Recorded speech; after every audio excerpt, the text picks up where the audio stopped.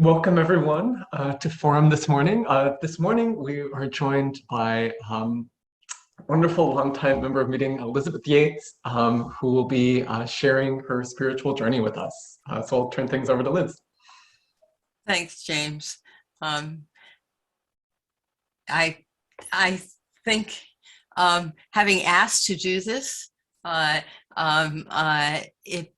realized that it's a hard time to look at one's spiritual journey, and so bear with me as I go down the road, and none of this is.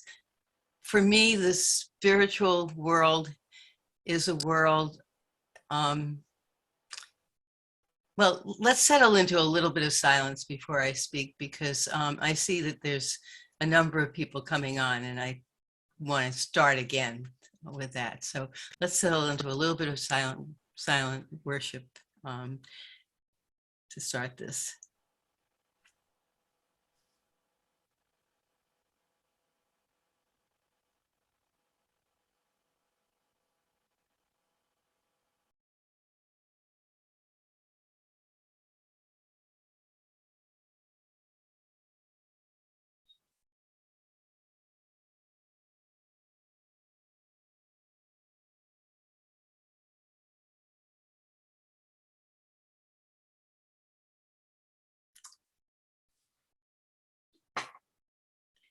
Good morning, friends.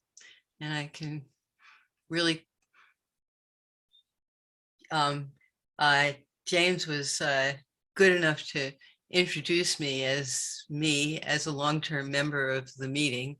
And then we started just briefly, but I wanted to go back and say that I asked to do this spiritual journey, and then realized that it's an interesting time. I think a challenging time to do one's spiritual journey, because my journey has been one of largely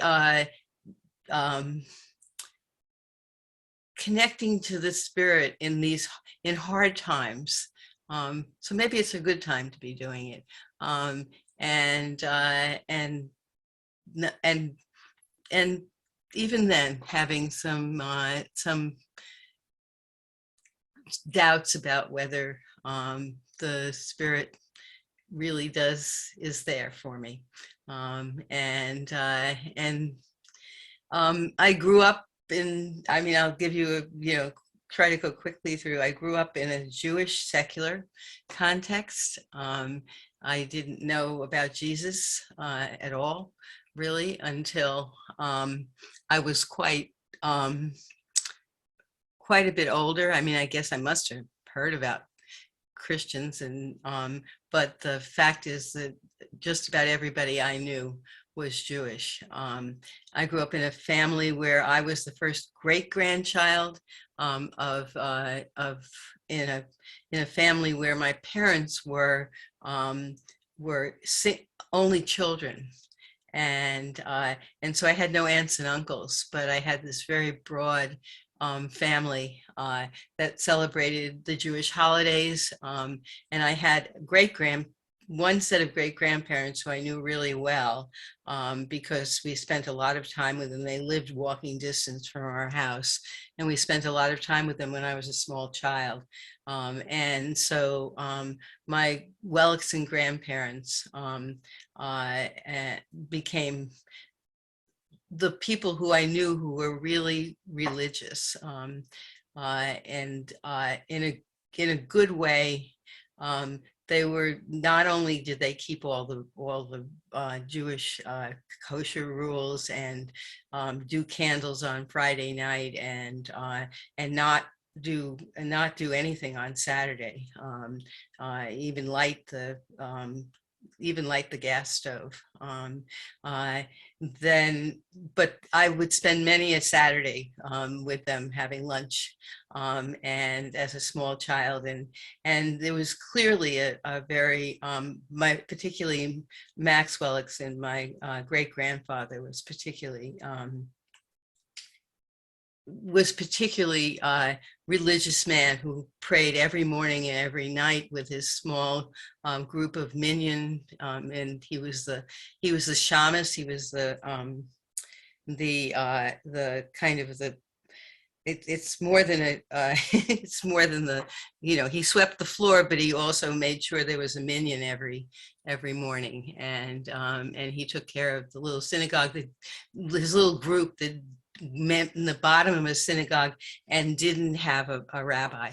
They would call in a rabbi to teach them occasionally, and I was aware of all of that when I was growing up. I was, and so I was aware of his faith also. When he would come to visit us in the country, he would stand by the window morning and night with his tefillin, which are they put a box on your head, which is the law, and then he would daven, is what he called it, and he would say a set of prayers that he was so used to saying from the time he was a child, that he from the time he was 13, when you start doing that on a regular basis. It was a practice for him that I would say was almost like what we do in Quaker meeting, because it was silent, and he was repeating prayers. It's kind of like a mantra, in a sense, because you begin to say those prayers without thinking about it, but rather being in a spiritual state. So that was the first I knew of faith in practice, basically. On the other hand, my grandparents on my mother's side were my grandmother had started a school in Harlem for African Americans in 1930, and that school was a major part of my life. I spent a lot of my time there, as you do with your grandparents, because your parents drop you off, and when they need to be doing something, and I had a grandfather who was already basically retired when I was young. He did some of the business stuff at the school, but he also was able to take me to art lessons and at the MoMA, at the the art museum. I mean, I had a terrific childhood from a cultural sense, and a terrific childhood from a sense of what justice was, and how one took care of other people, and how one built a community, and I probably went many more times to an African American church than I did ever to a synagogue when I was young, because my grandmother would take me to weddings in particular, because she was teaching young women, and mostly young women, and some young men, but mostly young women, and they would all invite her to their weddings as they got married. So there was always a joyful occasion, and there was a lot of music. There was also always a graduation for the women, for everybody in the school.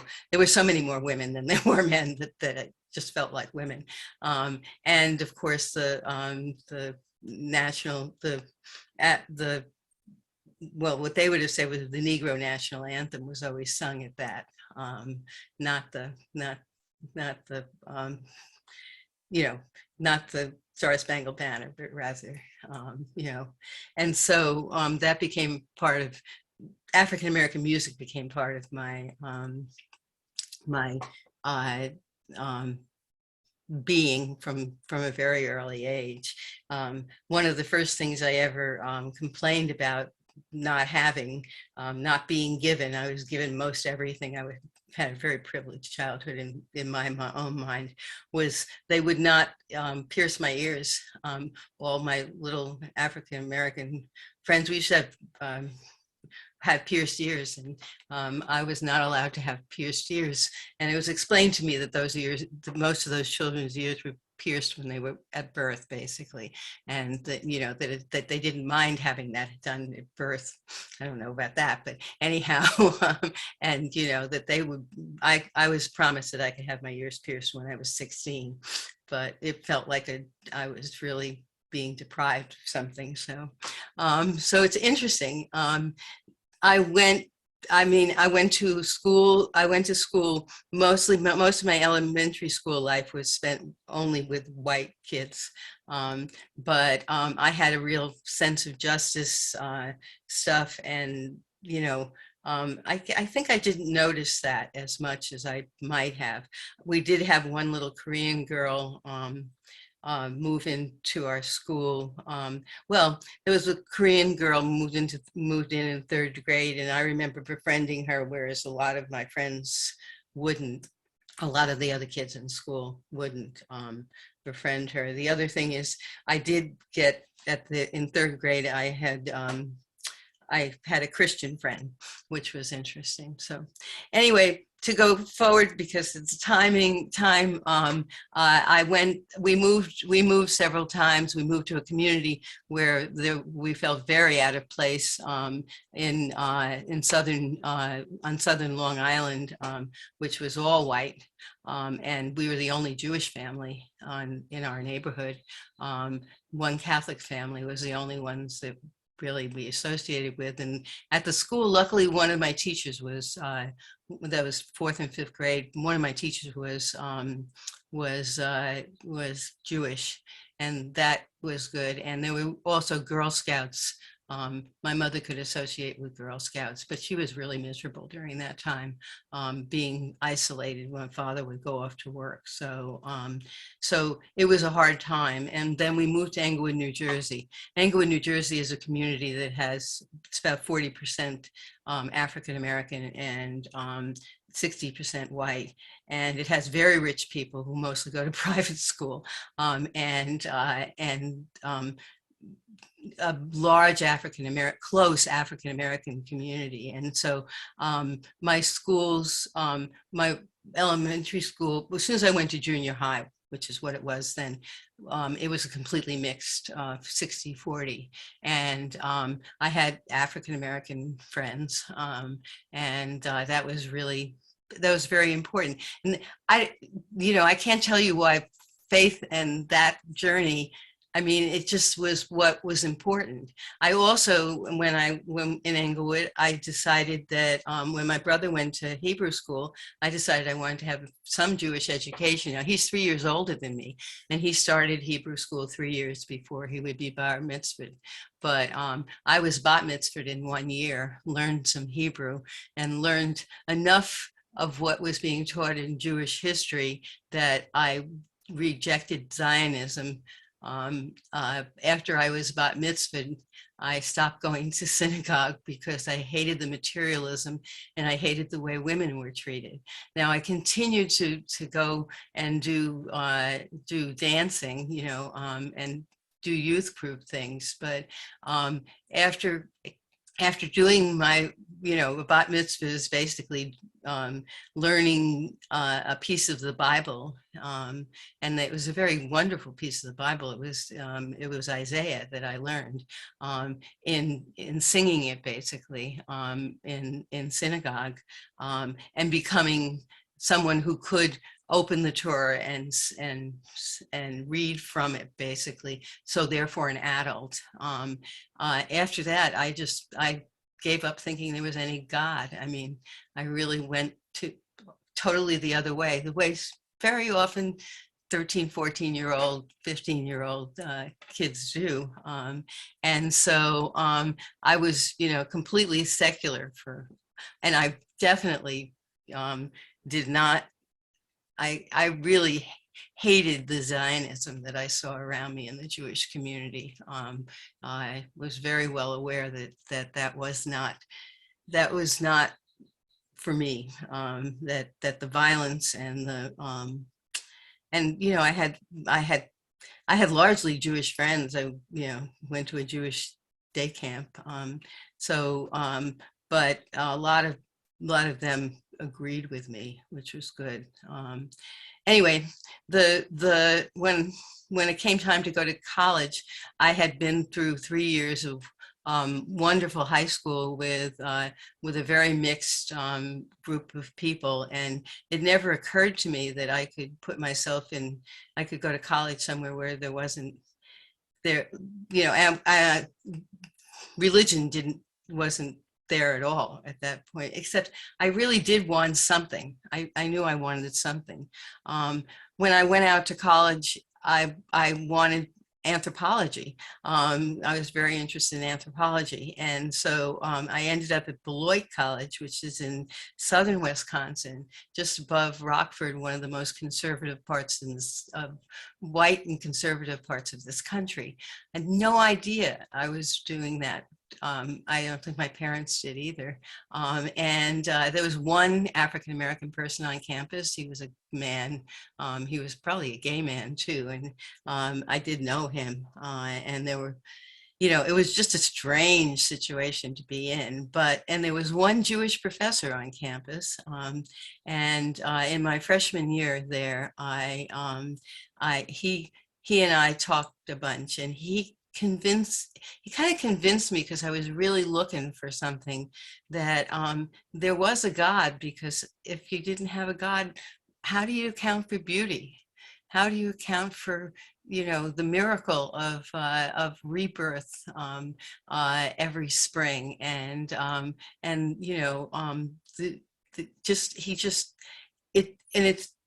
that held. So I went looking for a community, and I tried Wesleyanism, and I tried the Wesley group, and I tried a number of things. And then some friends introduced me to the Quaker professor on campus, and his wife, and I began to go to, he had Friday night tea and cookies at his house. And I began to go to Scott Crom's house, and he was a philosophy professor, and he and his wife had 3 children, and they were raising their children in a way that really felt right to me, and that whole warm family, and there was no friends meeting on campus, but they took me to a friends meeting in Rockford at the Y in Rockford, Illinois. The unique thing about that meeting was, as you sat in silence from 10 o'clock to 10:30, suddenly at 10:30, the Baptists next door would start to sing. And so we had both music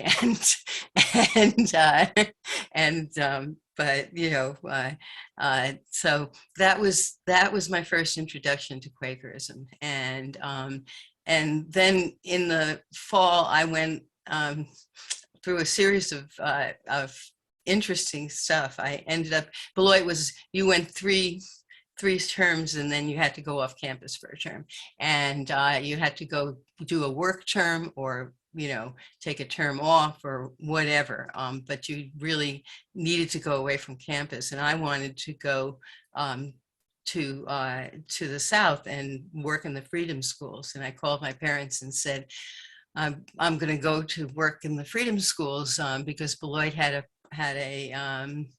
a program that way. And my father said, no, you can't go. You're a little Jewish girl, and this is 1966. I would have been going in the fall of 1966. Then the 3 boys had been killed in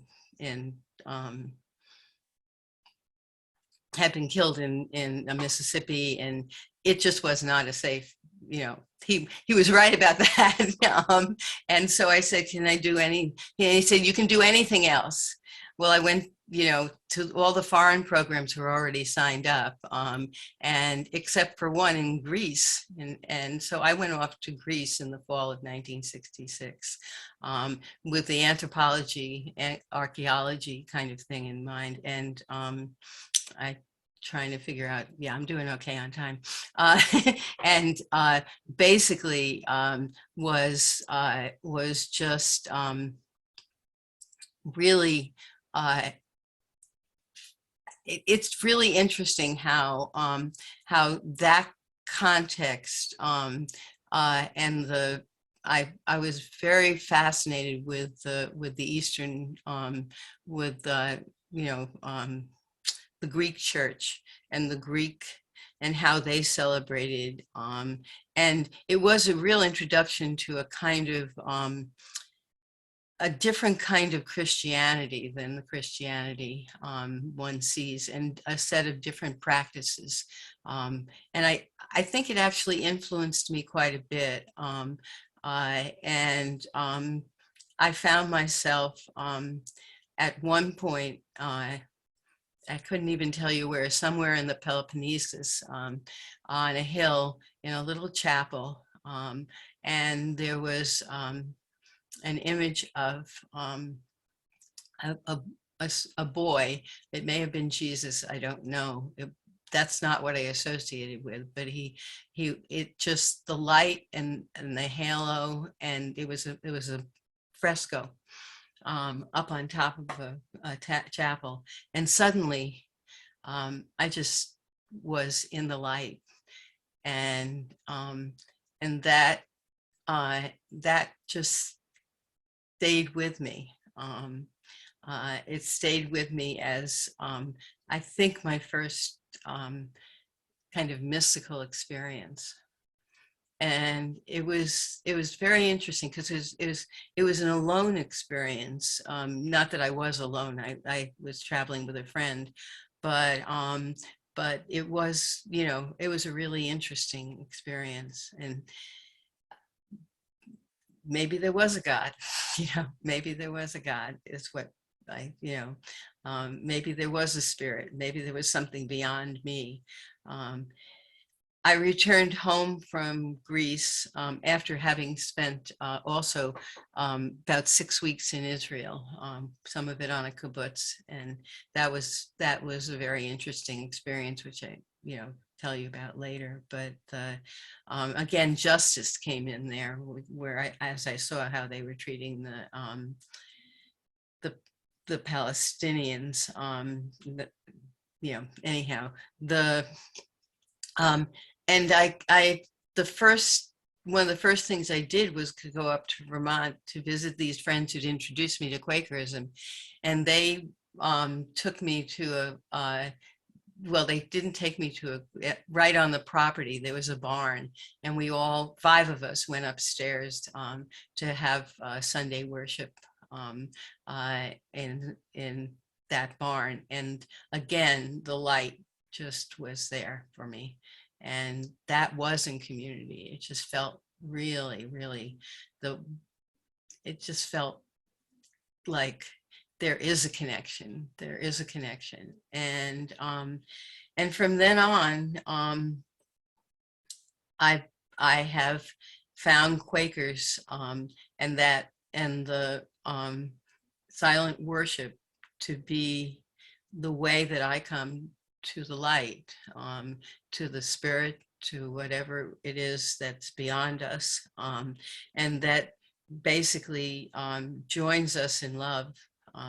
Because for me, it really is a unity in love that one comes to, and that spirit has held me through, and the community around it. I have to tell you that it's the community around it that I've discovered. The community largely when my first husband, when I was 30 and he was 32, he at this time of year, we discovered that he had adrenal cancer, which is a very rare cancer and a very virulent cancer. And he died within 10 weeks of being diagnosed. And we had a small child, a 2.5-year-old, who's now 46.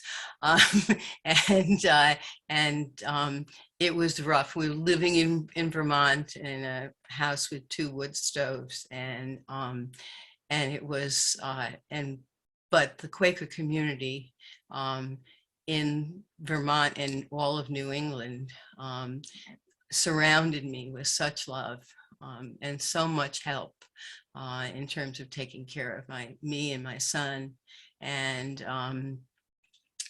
ultimately, you know, there were 250 Quakers and others who gathered for his memorial service when he, you know, after he died. So So this time of year is a real special time of year for me, because as I sat in meeting during that time, I did connect with that inevitable, that thing, that being, and felt the presence, really felt the presence,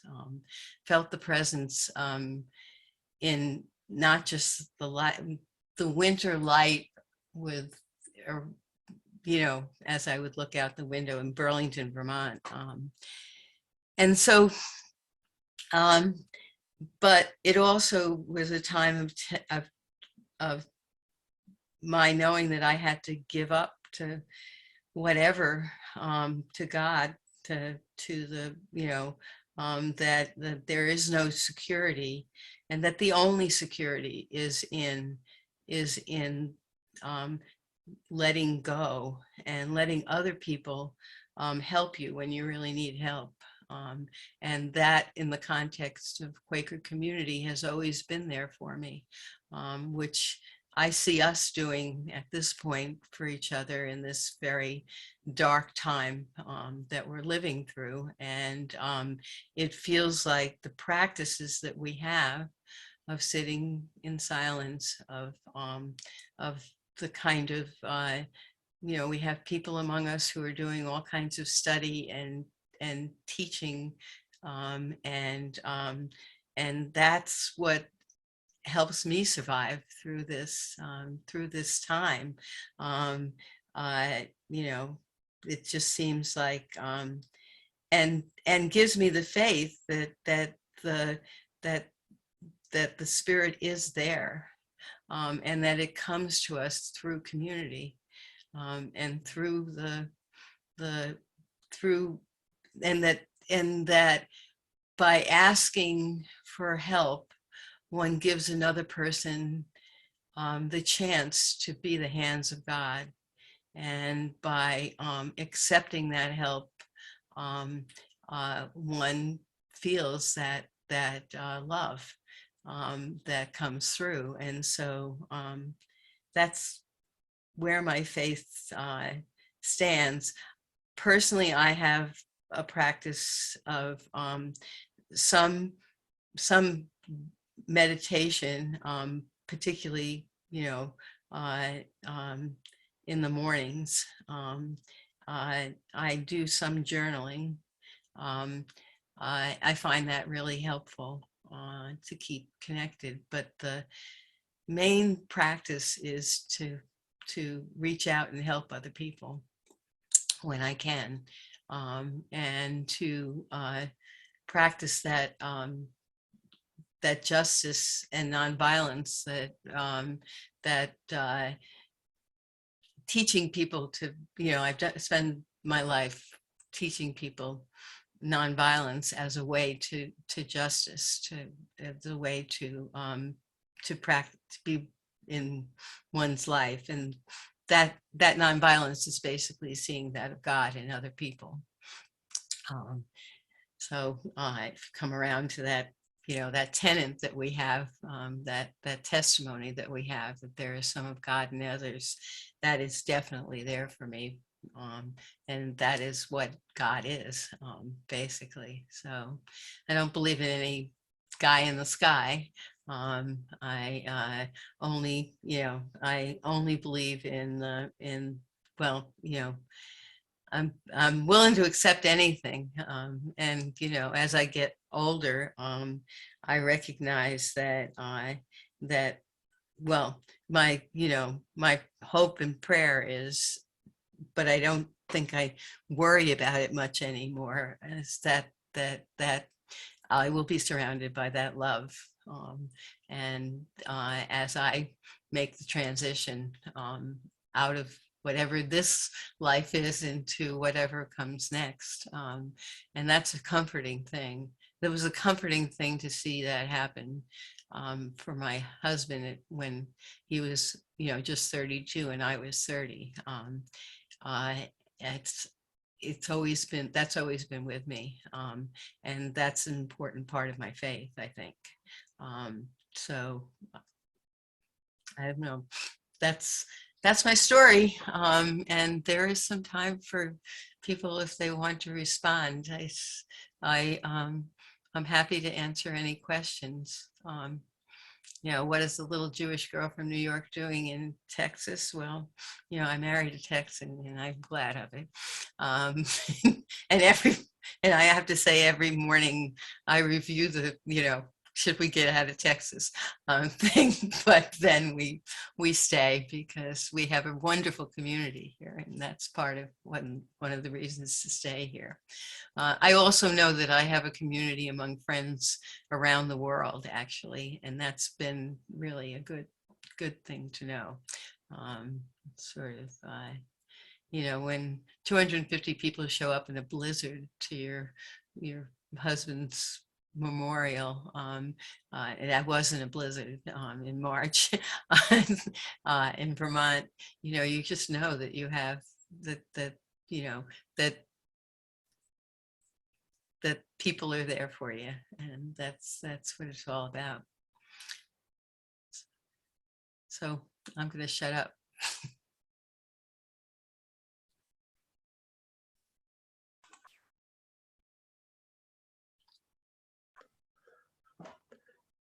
It looks like Larry might have a question. Go ahead and ask, Larry. So it seems like the crucial moment for you to realize that the only thing you could trust in was that it was surrender came because of a very traumatic event in your life. And that's also been my experience.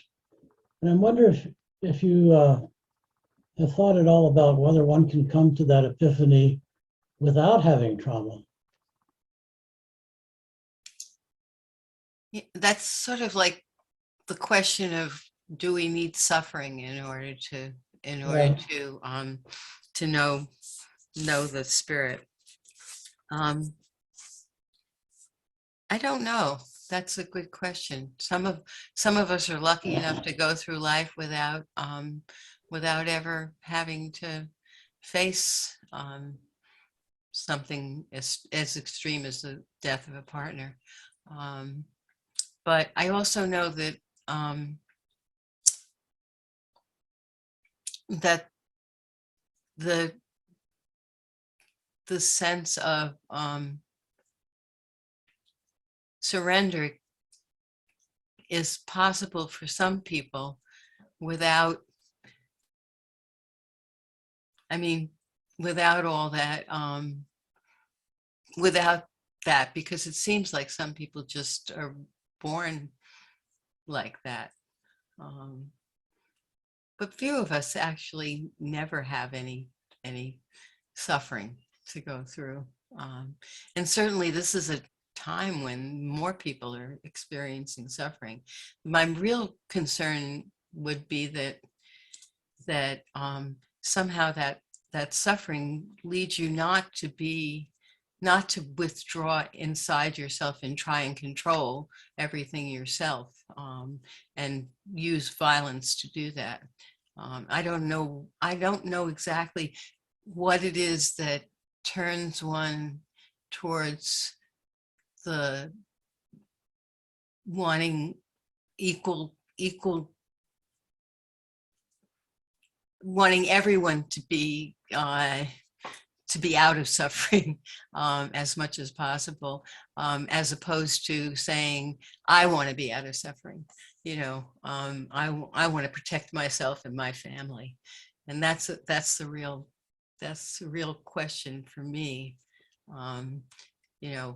I think almost everybody has some level of suffering, or thinks they have some level of suffering. So it's a really good question. It's not one I can answer, Larry, but obviously you're struggling with it. I'm struggling with it. And if you ever figure out the answer, let me know. Okay. Sort of like, I think it would be, I think that's one of the things I sit with in meeting. If there's, and I really wish that I really do believe that people get to the spirit in different ways, incidentally. I mean, I don't have any sense that I have the way that everybody should follow by any means. I think that we could do a better job as Quakers, as friends, letting people know that it works for us. But the fact is that it isn't the way for everybody. And so I have a lot of respect for other religious practices and other religious ways of, I mean, it seems to me that, the way that many Christians and many Jews and many Muslims and everybody else does it can work just as well. But this is what works for me. So that's why I'm a friend.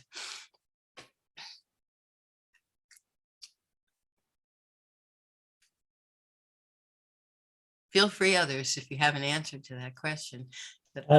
Julian has his hand up. Okay, Julie. I'm sorry, it's hard for me to see, so even though I can really see everybody's face. First of all, Liz, I just wanted to say thank you for this tour of your spiritual life. It's inspiring, and it just touches on the love that I feel for you. So, the whole notion of surrender is it's interesting to me, but it's also something that I've dealt with personally. And it seems to me, to step back from personal experience, it seems to me that there are situations where we find ourselves buoyed and comforted and cared for by surrendering to God, the will of God, as opposed to what we'd like to have happen. And then there's a surrendering that, if you read Quaker journals and so forth, kind of get a sense that there's some way to surrender where basically it's for life. You achieve this level of surrender where, okay, I'm going forward, and every day it's like that. And go back to personal experience, that has not been my experience, unfortunately. I wish I could get there. But I'd be interested to hear what you think about that. Yeah, it sure would be nice if, it wasn't. It's my experience also that I'm not sure that's exactly what the Quakers that I read, and that I've known believe. That you get there and you stay there. I don't think that's the case. I really don't. I think dark night journeys are part of most Quakers' lives, and that's to be expected rather than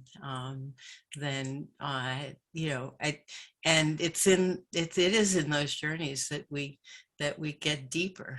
I don't really believe that it's a line that our spiritual journey is a line. I think it's a spiral that's going deeper, and that we come round to, you can't see that, that we come round to the point of struggle on a regular basis, and we lose it, and we have to get back to it.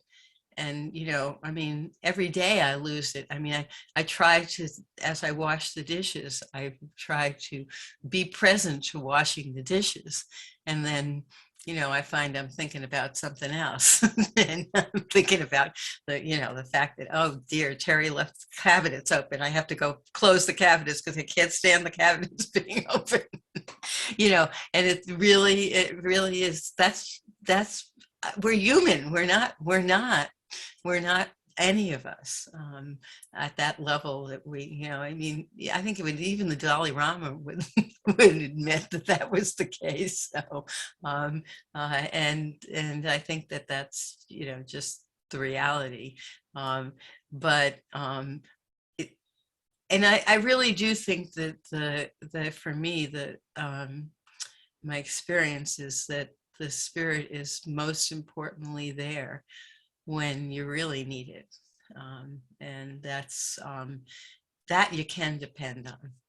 That you can depend on. I mean, we've just been through this really hard struggle of having a son who wasn't in touch with us for 5 years. And he's finally come back again to us. And that has been a great joy this fall and winter.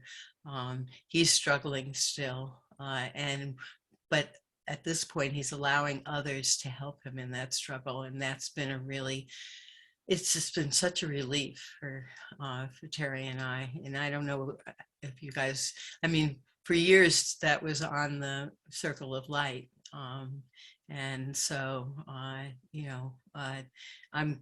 it's been wonderful to be able to talk to him and to have him, accept things from us and be engaged in our lives, and also allow us to be engaged in his life. So that's been really special. And that's the despair that I think both of us have felt has been really hard to go through, but I've valued the fact that the Circle of Light has been working on that for, and it's beyond me that's been working on it. And he decided he didn't have any of our contact information, even though our contact information hasn't. He was just really lost. He found us through Quakers again. He called the local meeting, and they told him to get in touch with Austin meeting to get and he got in touch, and Joanna acted as the mediary and was careful not to give him our contact information unless she knew who she was, and we got in touch again. So there's a little bit of the Spirit acting, and the necessity for the faith that there would be a good outcome in the end. On the other hand, right now I'm one of the grandmothers of my grandchildren is dealing with pancreatic cancer, and that's on the top of the holding the light list. I can't quite say prayer. Somehow prayer turns me off. It's really funny. I shouldn't be so upset with that word, but I still am. There's words that I'm upset with that because people use them in the sort of a different way. So anyhow, but I hope I think I've asked the Circle of Light to hold Thailand Burger in the light. If I haven't done that, Larry, I should put her on the list. But I just, she's a dear friend and also the grandmother of my grandchildren, one of the grandmothers of my grandchildren. I see Martha has a little yellow hand. Yeah. Martha, sorry. Hey, oh, no, I wanted to hear your answer fully.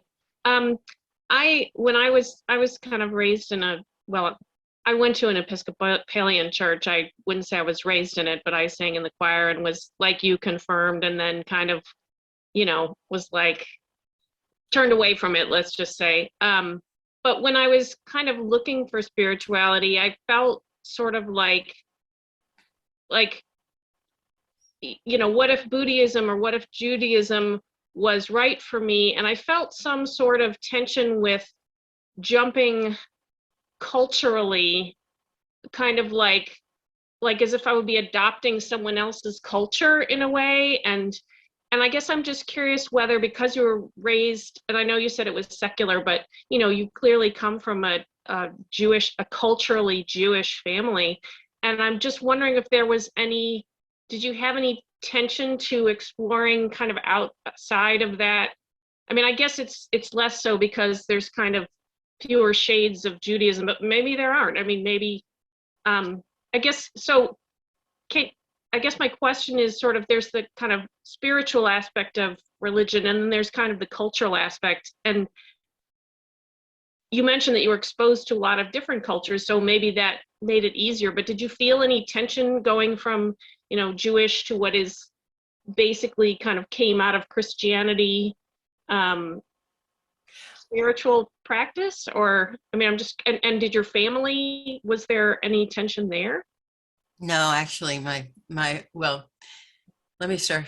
The really harder question is, did I feel any tension? The only tension I felt is that when some Quakers really do believe that unless you accept Christ, and the Jesus who is divine in your life, then you're not really a Quaker. And that's, I've been told that by people, and that's been very difficult. That has been very difficult. Christ is one of the words that's hard for me to deal with. But other than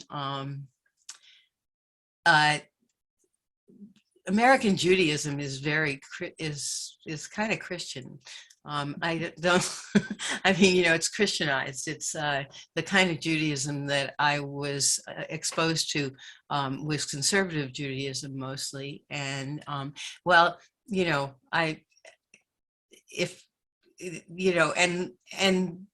the practices of Orthodox Judaism really turned me off, because of course women aren't allowed to be prayerful in the synagogue. They are at home. I mean, they're responsible for the prayer, the spiritual life at home, but not outside in the world. And that was rejected by my family. So, that same grandfather was the one who, helped my grandmother establish a school. The same great-grandfather helped my grandmother. He had no sense that was a wrong thing to do for a woman or anything like that. So, so culturally, I don't think I felt that. I do feel like, I do feel like we're going to have to stop, unfortunately. Because I'm noticing the time, but I did feel I am not Christian, and I will never claim to be Christian, and I don't think that's a context in which I need to be in order to be a Quaker, so that doesn't bother me. My parents, interestingly enough, my mother was more of an atheist than my father was. My father was pretty out of it by the time. Well, no, he wasn't. No, they never had any. My brother actually ended up joining the meeting too. And my brother is a practicing Buddhist, and he doesn't practice Quakerism, but he's still a member of the Society of Friends and thinks of himself as a Quaker too. So, and so he's it's kind of an interesting fellow from that point of view. So, and in terms of other family, our family is a very small one. All of the, I don't have any cousins. I have second and third cousins, and most of them wandered off. I have one third cousin that I occasionally who does practice Judaism, but I'm the matriarch in the family now. I'm the oldest. My brother's younger than I am, and from then, and of course my son married a religious Catholic whose sister is a nun, and it's just all very accepting, though. We're all very accepting of each other. So and I'm very lucky. I actually am very lucky to have been born into a tolerant, justice-oriented family, and have been able to keep that up. So and it is really, we should have a few moments of worship before we get ready for meeting. Or maybe we should just stop and get ready for meeting. What do you think? Yeah, thank you so much for leading us in that forum today, Liz. It really, always wonderful to hear people's spiritual journeys, and especially yours has such depth to it. So thank you for sharing that. And yeah, I guess we should probably just break for a few minutes here before meeting for worship.